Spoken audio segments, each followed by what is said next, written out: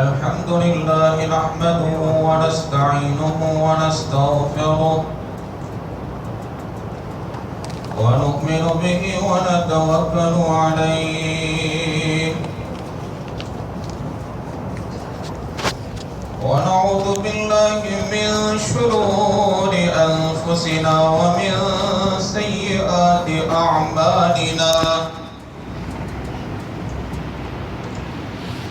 من يهده الله فلا مضل له ومن يضلله فلا هادي له ونشهد أن لا إله إلا الله وحده لا شريك له ونشهد أن سيدنا ومولانا محمدا عبده ورسوله أما بعد فأعوذ بالله من الشيطان الرجيم بسم الله الرحمن الرحيم حميم والكتاب المبين إنا أنزلناه في ليلة مباركة إنا كنا منذرين وقال الله تبارك وتعالى في مقام آخر وأقيموا الصلاة وآتوا الزكاة وأقرضوا الله قرضا حسنا وما تقدموا لأنفسكم من خير تجدوه عند الله هو خيرا وأعظم أجرا واستغفروا الله إن الله غفور رحيم صدق الله مولانا العظيم.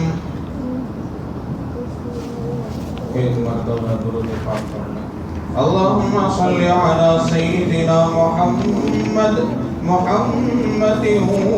وعلى آل سيدنا محمد وبارك وسلم.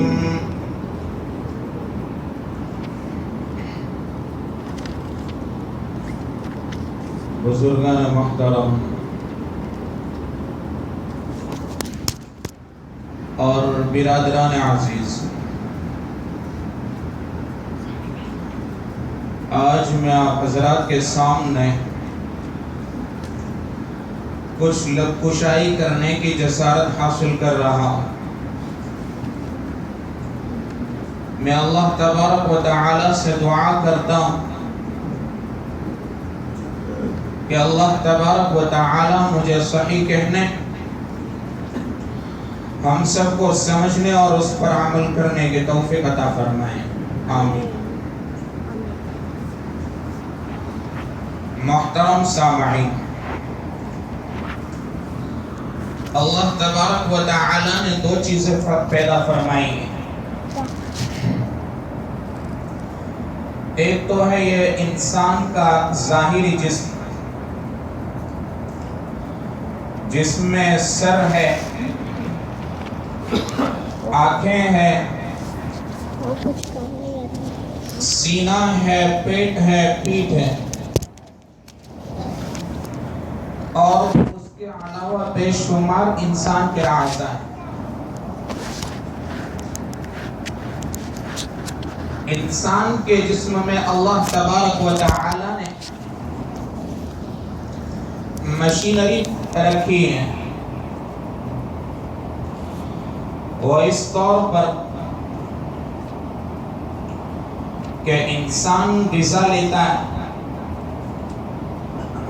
تو انسان غذا لے کر فارغ ہو جاتا ہے،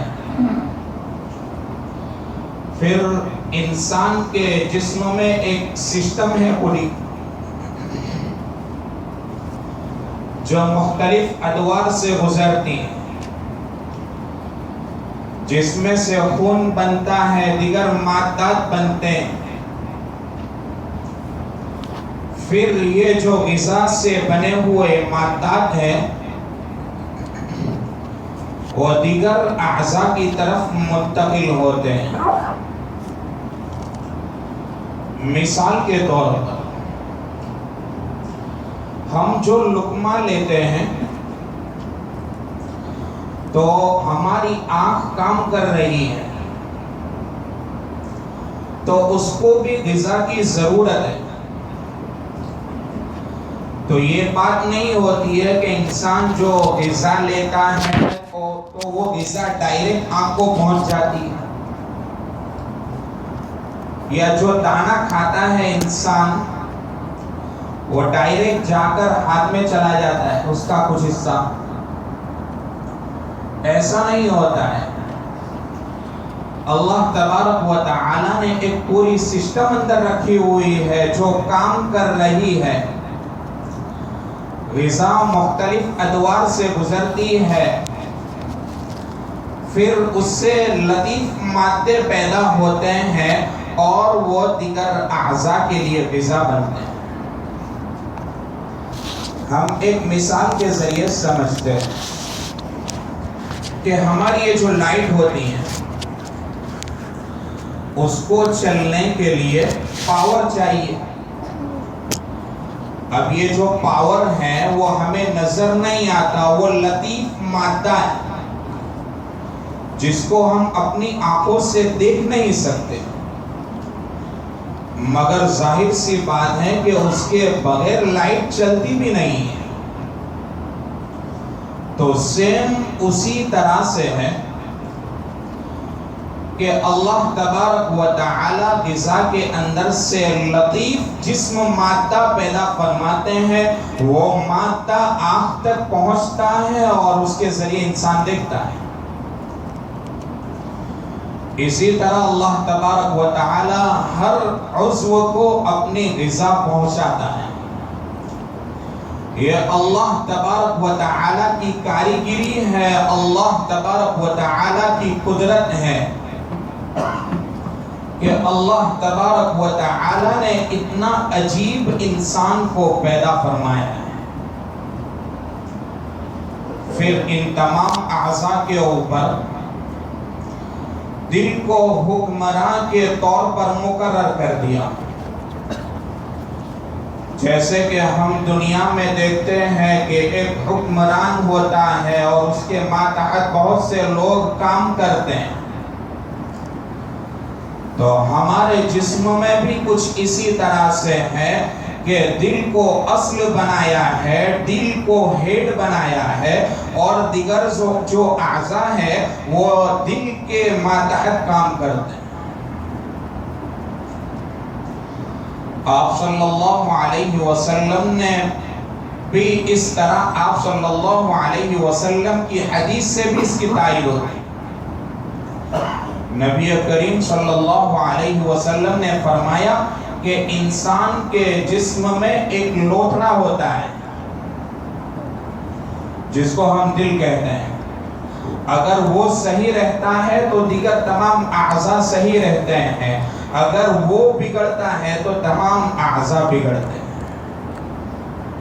اذا صلحت صلحت الجسد كله واذا فسدت فسدت الجسد كله. تو یہ تو ایک بات ہوئی انسان کا ظاہری جسم. اب دوسری طرف جو ایک چیز اللہ تبارک و تعالی نے پیدا فرمائی ہے وہ ہے روح. روح کیا چیز ہے؟ تو روح ایک لطیف مادہ ہے. اس کو سمجھنے کے لیے ہم کہہ سکتے ہیں کہ انسان کی جو زندگی ہوتی ہے وہ مرکب ہوتی ہے یہ ان دو چیزوں پر، ایک تو انسان کا ظاہری جسم اور ایک جو دوسری ہوتی ہے روح. جب انسان کے جسم سے روح نکل جاتی ہے تو انسان کی زندگی باقی نہیں رہتی ہے. اس کا ہاتھ کام نہیں کرتا ہے حالانکہ اس کا ہاتھ موجود ہے. کس چیز کی کمی ہوئی ہے؟ اس کا پیر بھی موجود ہے، اس کا ہاتھ بھی موجود ہے، اس کا سر بھی موجود ہے. کیا چیز نکل گئی انسان کے جسم سے کہ جس کے بنا پر اس انسان کو مردہ قرار دیا؟ وہ یہی روح ہے جس کو اللہ تبارک و تعالی نے پیدا فرمایا. اب آگے کی بات یہ ہے کہ انسان کا یہ جو جسم ہوتا ہے وہ بھی بیمار پڑتا ہے تو ہم اس کے لیے دوا علاج وغیرہ کرتے ہیں. جب انسان کا جسم بیمار ہوتا ہے تو ڈاکٹر اس کا علاج کرتا ہے. تو اسی طرح سے انسان کا جو دوسرا مادہ ہے جس کو ہم نے روح سے تعبیر کیا ہے وہ بھی بیمار پڑ جاتا ہے. جس کی بیماری کیا ہو سکتی ہے؟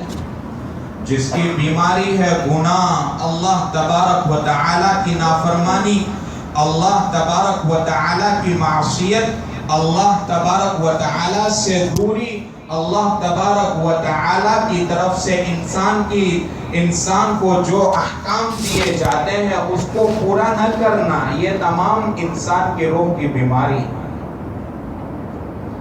جب انسان کا ظاہری جسم بیمار ہوتا ہے تو انسان علاج کرتا ہے. اسی طرح سے انسان بڑا پریشان ہوتا ہے جب اس کی روح بیمار ہوتی ہے. مگر ہماری روح جب بیمار ہوتی ہے تو ہمیں کچھ سمجھ میں نہیں آتا ہے کہ ہمیں کیا ہو رہا ہے، تو ہم دنیا کی آسائش اور دنیا کے آرام کی طرف دوڑتے ہیں. حالانکہ جو ہماری روح بیمار ہے اس کو غذا نہیں مل رہی ہے، وہ بھوکی ہے، اس کو غذا چاہیے اور ہم اس کی غذا تلاش کر رہے ہیں دنیا کی غذا کے اندر جو جسم کی غذا ہے. انسان کھانا کھاتا ہے اس سے پیٹ بھرتا ہے، اس سے یہ ظاہری جسم کی غذا ہوتی.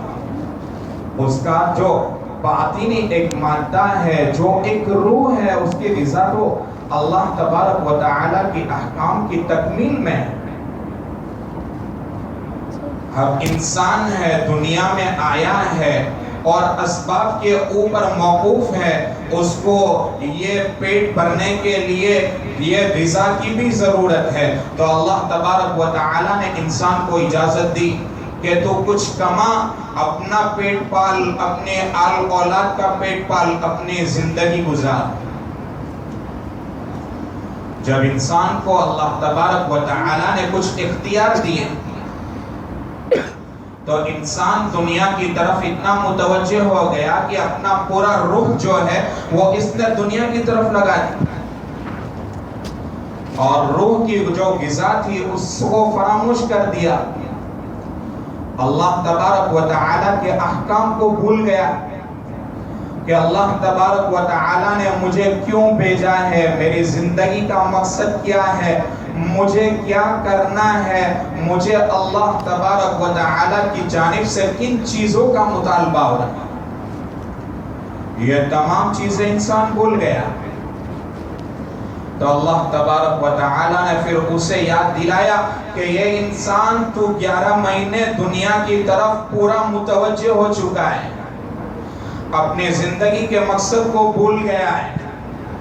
اب میری طرف آ جا، اپنی زندگی کے مقصد کو سمجھ لے، اپنی آخرت کو کچھ بنا لے، کچھ میری طرف متوجہ ہو جا، کچھ میری طرف سے مجھے راضی کر لے، میری اطاعت اور فرما برداری کر لے تاکہ میں تجھ سے راضی ہو جاؤں اور تجھ کو نواز دوں. تو اللہ تبارک و تعالی نے انسان کو یہ رمضان المبارک جیسا اس لیے مہینہ تھا، اس کی مبارک رمضان المبارک کی برکت اور اس کی عظمت کا اندازہ ہمیں اس بات سے ہو سکتا ہے کہ اللہ کے نبی کریم صلی اللہ علیہ وسلم نے اپنی امت کو 2 مہینے پہلے تعلیم دی. اللہ کے نبی کریم صلی اللہ علیہ وسلم نے ہمیں دعا سکھلائی، اللہم بارک لنا فی رجب و شعبان وبلغنا الی رمضان. اللہ کے نبی کریم صلی اللہ علیہ وسلم تو پورا سال اللہ تبارک و تعالی کی عبادت اور اطاعت میں منہمک رہتے تھے، راتوں کو لمبے لمبے سجدے کرتے تھے، دن میں اللہ تبارک و تعالی کے احکام کی تکمیل میں لگے رہتے تھے۔ کیا اللہ کے نبی کریم صلی اللہ علیہ وسلم کو بھی عبادت ماننے کی ضرورت تھی؟ نہیں، ہرگز نہیں تھی۔ اللہ کے نبی کریم صلی اللہ علیہ وسلم نے اس دعا کے ذریعے اپنی امت کو تعلیم دی ہے کہ اللہ کی طرف یعنی اللہ تبارک و تعالی نے رمضان المبارک جیسا جو مہینہ عطا فرمایا ہے، وہ تمہیں جو مہینہ دیا ہے وہ اپنے عبادت اور اطاعت کے لیے دیا ہے، اور اس کی جو تیاری کرنے کا حکم دیا وہ 2 مہینے پہلے۔ تو یہ جو رجب کا مہینہ ہوتا ہے اور یہ شعبان کا جو مہینہ ہوتا ہے اور رمضان المبارک کے لیے مقدمہ ہوتا ہے، پیش خیمہ ہوتا ہے۔ شعبان کے مہینے میں اللہ نے ہمیں ایک رات عطا فرمائی ہے جس کو ہم شب برات کہتے ہیں۔ برات کا کیا معنی ہے؟ برات کا معنی ہوتا ہے چھٹکارے کے، نجات کے معنی میں آتا ہے۔ اور اللہ کے نبی کریم صلی اللہ علیہ وسلم اس مہینے میں کثرت سے روزے رکھنے کا اہتمام کیا کرتے ہیں۔ شعبان کے معنی کیا ہوتے ہیں؟ شعبان کے معنی ہوتے ہیں بلندی کے ہوتے ہیں، پہاڑ کی جو چوٹی ہوتی ہے اس کو شعبان کہا جاتا ہے۔ جب انسان اس مہینے میں اعمال کرتا ہے تو اللہ تبارک و تعالی اس کے درجات کو پہاڑ کی چوٹی کی طرح بلند کر دیتے ہیں، اس وجہ سے اس مہینے کو شعبان کہا جاتا ہے۔ شعبان کے ایک معنی ہوتے ہیں جدا کرنے کے۔ اللہ تبارک و تعالی اپنے رحمت اپنے بندوں پر نچھاور کرتے ہیں، اس وجہ سے اس مہینے کو شعبان کہا جاتا ہے۔ جیسے کہ میں نے عرض کیا کہ اس میں اللہ تبارک و تعالی نے 15ویں شب رکھی ہے۔ اس شب کی علماء کرام کے نزدیک، محدثین کے نزدیک اس رات کا بڑا مقام ہے، اعمال کے اعتبار سے، عبادت کے اعتبار سے اس کا ایک مقام اور مرتبہ ہے جو اللہ تبارک و تعالی نے ہمیں عطا فرمایا۔ برات کا معنی تو میں نے آپ کو عرض کیا کہ چھٹکارے کے ہوتے ہیں، اس کے جو حروف ہیں اس کے بارے میں بھی محدثین نے تشریح فرمائی۔ برات کے اندر کتنے حروف ہوتے ہیں؟ کون کون سے حروف ہوتے ہیں؟ با ہوتا ہے، علماء نے فرمایا کہ با سے مراد ہے، با کا معنی ہوتا ہے یہ رات برکت والی۔ را ہوتی ہے، را کے معنی ہوتے ہیں یہ رات رحمت والی۔ الف کے معنی کیا ہوتے ہیں؟ یہ رات انابت والی ہے۔ اب انابت کا معنی کیا ہوتا ہے؟ انابت کا معنی ہوتا ہے کہ اللہ کی طرف متوجہ ہوا جائے، اللہ کی طرف اپنا رخ کیا جائے، اللہ تبارک و تعالی سے مانگا جائے۔ تو میں یہ کہہ رہا تھا کہ اس کے اندر الف بھی ہے اور تا بھی ہے، تا کے معنی ہے توبہ کے، کہ یہ رات توبہ کرنے کے لیے ہے، توبہ کے لیے یہ رات بنی۔ شعبان کے بارے میں بھی علماء نے کچھ اس طرح سے بیان کیا ہے کہ شین کے معنی کیا ہوتے ہیں؟ شین کے معنی ہوتے ہیں شرافت کے، یہ شعبان کا مہینہ بڑا شرافت والا ہے، عظمت والا ہے۔ تو کیا کہہ رہا تھا شعبان؟ تو اس میں دوسرا حرف ہے عین۔ عین کے معنی ہوتا ہے عظمت والا مہینہ۔ شین عین، با کا معنی ہے برکت والا ہے شعبان۔ اس کے بعد الف کا معنی ہے الفت والا یہ مہینہ ہے، اور نون کا معنی ہے کہ نور والا مہینہ ہے، نورانیت والا مہینہ ہے۔ اللہ تبارک و تعالی کی جانب سے بندوں پر خصوصی انعام ہوتے ہیں، رحمتیں ہوتے ہیں۔ پھر ان رات میں ہمیں کیا اعمال کرنے چاہیے؟ تو ایک تفصیل تو یہ ہے کہ اس رات میں اعمال کے لحاظ سے ہمیں حدیث شریف میں ایسا کوئی خاص عمل نہیں ملتا۔ ہمیں اس رات میں اعمال کے اعتبار سے محدثین بیان کرتے ہیں کلمہ طیبہ کا ورد کریں، نوافل میں مشغول رہیں، قرآن پاک کی تلاوت کریں، بشاشت سے جتنی ہو سکے اتنی عبادت کرنے کا اہتمام۔ جیسا کہ صبح میں بھی عرض کیا گیا تھا، ادھر ادھر اپنا وقت ضائع کرنے سے اپنے آپ کو محفوظ رکھیں۔ جیسے کہ ہم دیکھتے ہیں کہ ہمارے برادران وطن کے یہاں ایک رات ہوتی ہے جاگرن کی رات، تو ہمارے یہاں ایسی کوئی رات نہیں ہے، جاگرن کی رات نہیں ہے۔ جاگنے کا مطلب ایسا نہیں ہے کہ ہم جاگے اور اپنا وقت ضائع کریں، ادھر بیٹھے ادھر بیٹھے گپے لگائیں اور کچھ وقت مل گیا تو چلو چائے پینے چلے جاتے ہیں۔ اگر بشاشت سے عبادت ہو رہی ہے بہت اچھی بات ہے، اپنے آپ کو عبادت میں مصروف رکھے۔ اگر عبادت نہیں ہو سکتی ہے، اگر ہم عبادت نہیں کر سکتے ہیں تو اپنے اوقات کو ضائع نہ کریں۔ سنت طریقے کے اعتبار سے سو جائیں، صبح میں جلدی اٹھنے کی کوشش کریں، تہجد کی نماز ادا کریں، اللہ تبارک و تعالی سے توبہ کریں، اپنے گناہوں کی معافی کریں۔ اس کے بعد کیا کرنا ہے؟ اس کے بعد ایک عمل ہمیں آپ صلی اللہ علیہ وسلم کی زندگی میں ایک ملتا ہے، وہ ہے قبرستان۔ قبرستان کے سلسلے میں کیا تفصیل ہے؟ تو قبرستان ہم کیوں جاتے ہیں؟ قبرستان اس لیے جاتے ہیں کہ وہاں پر جا کر موت کی یاد تازہ ہو، موت کی طرف ہمیں توجہ ہو کہ ایک دن ہمیں بھی مرنا ہے، یہاں پر آ کر سونا ہے۔ ہماری یہ جو آنکھیں ہیں وہ بند ہو جائے گی، ہمیں اللہ تبارک و تعالی نے جو مہلتیں دی ہے وہ ساری کی ساری مہلتیں ختم ہو جائے گی، ہمیں اس دنیا کو چھوڑ کر جانا پڑے گا، اپنے اعمال کے کیے اور کرائے کا حساب دینا پڑے گا، اس لیے وہاں پر جا کر آخرت کی یاد تازہ ہوگی۔ تو آپ صلی اللہ علیہ وسلم کی زندگی میں قبرستان کا جو عمل ہے وہ ایک مرتبہ یعنی ہمیں ملتا ہے، تو اگر ہم سنت کو ادا کرنے کی نیت سے ایک مرتبہ چلے گئے، ایک سال چلے گئے، 2 سال چلے گئے، تو یہ سنت ہماری ادا ہو جائے گی۔ کمپلسری نہیں ہے کہ ہم بھیڑ لگا کر سب ساتھ میں ہو کر قبرستان کی طرف جائیں۔ اور اس کے بعد تیسرا عمل ہمیں جو ملتا ہے وہ آئندہ کل کا روزہ ہے کہ آپ صلی اللہ علیہ وسلم اس روزے کو رکھتے تھے، تو ہمیں بھی اس روزے کو اہتمام کے ساتھ رکھنا ہے۔ اب اس روزے کے سلسلے میں 2 گنا ثواب ہو جاتا ہے۔ ایک تو اس اعتبار سے کہ یہ 15ویں شعبان کا روزہ ہے اس بنا پر، اور ایک اس کی فضیلت اس اعتبار سے بڑھ جاتی ہے کہ ایام 20 میں سے یہ آخری دن ہے۔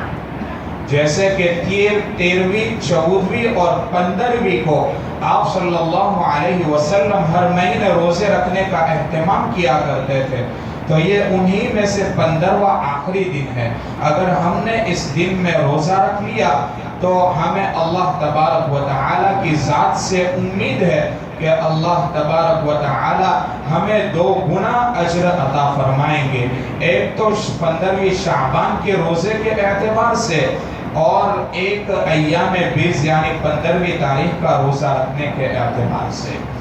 اب ایک بات اور میں عرض کرنا چاہوں گا کہ اس رات میں یعنی جمع ہو کر یا اتنی رکعت نماز پڑھنا ہے یا اس طرح سے عبادت کرنی ہے، میں پہلے بھی بتا چکا کہ اس کا کوئی ثبوت نہیں ہے۔ اپنے گھروں پر جتنی دیر ہو سکے زیادہ سے زیادہ عبادت کرنے کی کوشش کرے۔ اگر اپنے گھر میں بشاشت نہیں ہے، اگر اپنا گھر چھوٹا ہے تو تم مسجد میں آ کر بھی عبادت کر سکتے ہو، مگر ایک ایسا ماحول پیدا کرنا کہ ہم جمع ہو کر اس طرح سے عبادت کریں، اس کا کوئی ثبوت ہمیں آپ صلی اللہ علیہ وسلم کی زندگی میں نہیں ملتا ہے۔ اور ایک بات میں عرض کرنا چاہوں گا کہ اس بات کو حضرت مولانا اشرف علی تھانوی رحمۃ اللہ علیہ نے ذکر فرمایا کہ اللہ تبارک و تعالی نے آخر یہ 15ویں شب اور اس کے بعد والا دن ہمیں کیوں عطا فرمایا ہے؟ یہ دن اور یہ رات رمضان المبارک کے لیے نمونہ اور آئیڈیل ہے کہ ایک مہینہ آنے والا ہے جس کے لیے اپنے آپ کو مستعد کر لو، چست اور چوبند ہو جاؤ، اپنے آپ کو تیار کر لو کہ ایک اس رات کی عبادت کے ذریعے تمہیں یہ حکم دیا کہ اس پوری رات کی عبادت کرو۔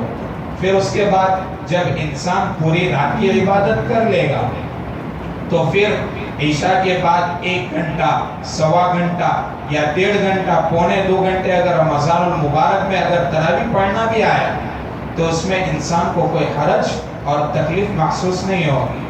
اور اس کا روزہ بھی اس لیے اللہ تبارک و تعالی نے اس امت کو عطا کیا کہ امت اگر رمضان المبارک میں گرمی بھی ہوئی، تکلیف بھی ہوئی، تو اس تکلیف سے پہلے اس روزے کو ادا کر لے اور اپنے آپ کو مستعد کر لے کہ میں یہ روزہ رکھ سکتا ہوں تو رمضان المبارک کے سارے روزے کیوں نہیں رکھ سکتا۔ اب مجھے آخر میں ایک بات یاد آ رہی ہے، اس کے بعد میں اپنی بات کو ختم کر دوں گا۔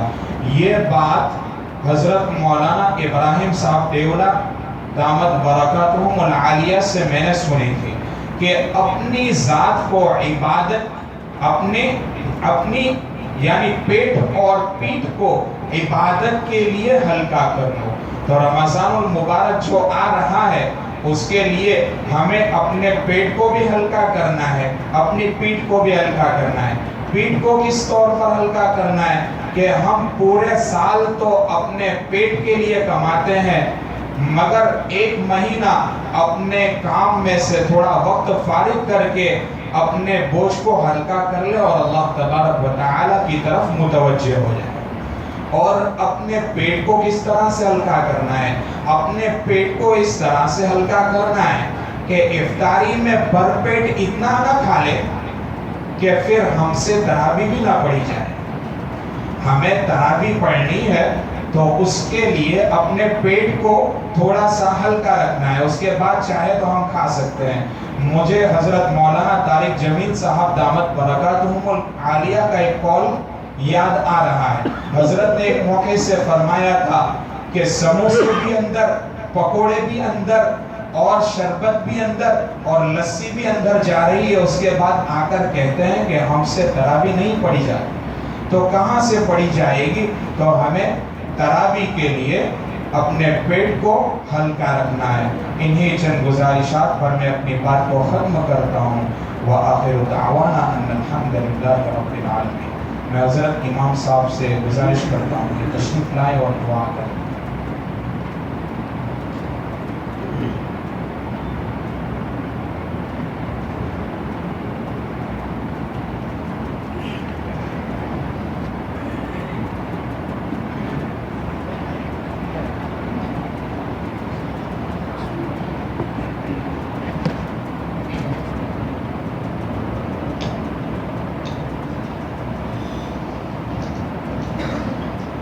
الحمدللہ بہت جامع اور مختصر بات بھی۔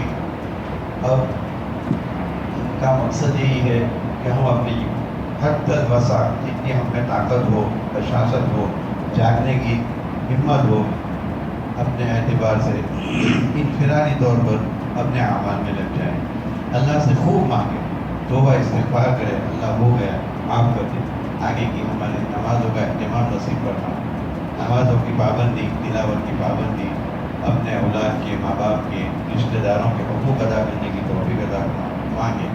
بہت سے بیچاروں نے دعاؤں کے لیے کہا ہے، ہمارے محلے میں بھی بہت سے لوگ پریشان ہیں، ہمارے اللہ کا بھائی بھی پریشان ہے، بیمار ہے، اور یعقوب بھائی جاون بغل کا نواسا چھوٹا سا معصوم بچہ اسپتال میں داخل ہے۔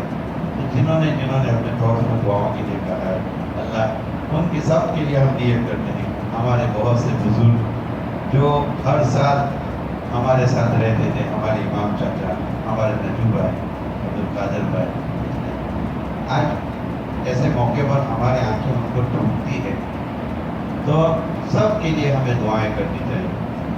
تو اللہ تعالیٰ ہم دوسروں کے لیے دعائیں کریں گے تو ہماری دعا بطریق اولا اعلیٰ درجے میں قبول ہوگی۔ درود شریف پڑھ لیں۔ بسم اللہ الرحمن الرحیم۔ اللهم صل على سيدنا محمد وعلى آل سيدنا محمد وبارك وسلم يا أرحم الراحمين يا أرحم الراحمين يا أرحم الراحمين. الله الصمد لم يلد ولم يولد ولم يكن له كفوا أحد. اللهم صل على سيدنا محمد وعلى آل سيدنا محمد صلاة تنجينا بها من جميع الأهوال والآفات وتقضي لنا بها من جميع الحاجات وتطهرنا بها من جميع السيئات وترفعنا بها عندك على الدرجات وتبلغنا بها أقصى الغايات من جميع الخيرات في الحياة وبعد الممات إنك على كل شيء قدير. ربنا آتنا في الدنيا حسنة وفي الآخرة حسنة وقنا عذاب النار. اللهم إنا نسألك علما نافعا وعملا صالحا ورزقا حلالا طيبا واسعا وشفاء من كل داء وتوبة نصوحا وتوبة قبل الموت وراحة عند الموت والفوز بالجنة والنجاة من النار. اللهم اجعلنا من التوابين واجعلنا من المتطهرين واجعلنا من عبادك الصالحين. ربنا هب لنا من ازواجنا وذرياتنا قرة اعين واجعلنا للمتقين. اے اللہ ہمارے گناہوں کو معاف فرما. اے اللہ ہماری خطاؤں سے درگزر فرما. اے اللہ مبارک رات میں تیرے گھر میں یا اللہ نماز ادا کرتے ہوئے تیرے سامنے تیرے در کے بھکاری بن کے ہم بیٹھے ہیں. اے اللہ ہماری جھولیوں کو بھر دے. تیرے سوا ہماری کوئی سننے والا نہیں ہے. اے اللہ ہم نے جو کچھ کیا ہے یا اللہ ہم باقی ہے لیکن یا اللہ ہم تیرے بندے ہیں. یا اللہ ہم تیری وحدت کا اقرار کرتے ہیں. اے اللہ ہماری کوتاہیوں کو لغزشوں کو معاف فرما. اے اللہ اللہم بارک لنا فی شعبان وبلغنا رمضان. اے اللہ ہمارے شعبان میں برکت عطا فرما. ہمیں عافیت کے ساتھ رمضان تک پہنچا دے. رمضان مبارک کی قدردانی نصیب فرما. نماز و رمضان میں نمازوں کا اہتمام، روزوں کی پابندی، تراویح کی پابندی، نوافل کی پابندی، تلاوت کی پابندی ہمیں عطا فرما نصیب فرما. رمضان کی قدردانی نصیب فرما. رمضان کو ہمارے لیے سلامت رکھ. ہم کو رمضان میں سلامت رکھ. اے اللہ جن بھائیوں نے جن بہنوں نے یا اللہ ماؤں نے بہنوں نے دعاؤں کے لیے کہا ہے ان کی جو جائز مرادیں ہیں پوری فرما. پریشانیوں کو دور فرما. مصیبتوں کو دور فرما. مشکلوں کو آسان فرما.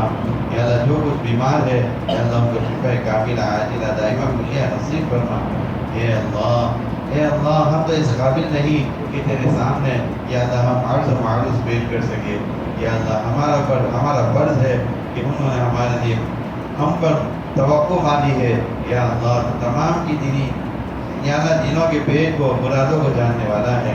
اس مجلس میں بھی یا اللہ جن بھائیوں کی جو مرادیں ہیں پوری فرما. حلال روزی نصیب فرما. اولادوں کو نیک صالح بنا. یا اللہ حلال روزی عطا فرما. یا اللہ تمام کے والدین کے رشتہ داروں کے بھائی بہنوں کے حقوق ادا کرنے کی توفیق سعید نصیب فرما. اے اللہ ہمیں تو مانگنا بھی نہیں آتا. اے اللہ تیرے سامنے تیرے در کے بھکاری بن کر اس مبارک رات میں مبارک مہینے میں مبارک جگہ پر بیٹھے ہیں. اے اللہ ہماری جھولیوں کو بھر دے. اس مجلس میں بزرگ بھی ہے، معصوم بچے بھی ہے. یا اللہ ان کی لاز رکھ لے. یا اللہ ہم نے جو نیت کی ہے تمام کی یا اللہ تمام مرحومین کی مغفرت فرما. ہمارے والدین کی مغفرت فرما. اس مسجد کے تمام مصلیان مرحومین کی مغفرت فرما. یا اللہ جنہوں نے اس مسجد کے لیے یا اللہ خدمتیں دی ہے یا اللہ کوششیں کی ہے پوری زندگی. یا اللہ ان کو اس کا پورا بدلہ اور اجر عظیم عطا فرما. یا اللہ ہمیں بھی ایسی توفیق نصیب فرما. یا اللہ ہماری مسجد کو مسجد والے اعمال سے مزین فرما. یا اللہ اس میں نمازوں کو تلاوت کو زندہ فرما. یا اللہ مسجد کی بے حرمتی سے ہماری حفاظت فرما. یا اللہ اس سے ہمارے اعمال بھی ضائع اور برباد ہو جاتے ہیں. یا اللہ ہماری اس دعاؤں کو ٹوٹی پھوٹی عبادتوں کو پیارے حبیب صلی اللہ علیہ وسلم کے صدقے فیض میں بزرگان دین کے وسیلے سے قبول فرما. ان اللہ و ملائکتہ یصلون علی النبی یا ایھا الذین آمنوا صلوا علیہ وسلموا تسلیما. اللهم صل على سيدنا محمد وعلى ال سيدنا محمد وبارك وسلم بفضل سبحان ربك رب العزة عما يصفون. سلام على المرسلين والحمد لله رب العالمين.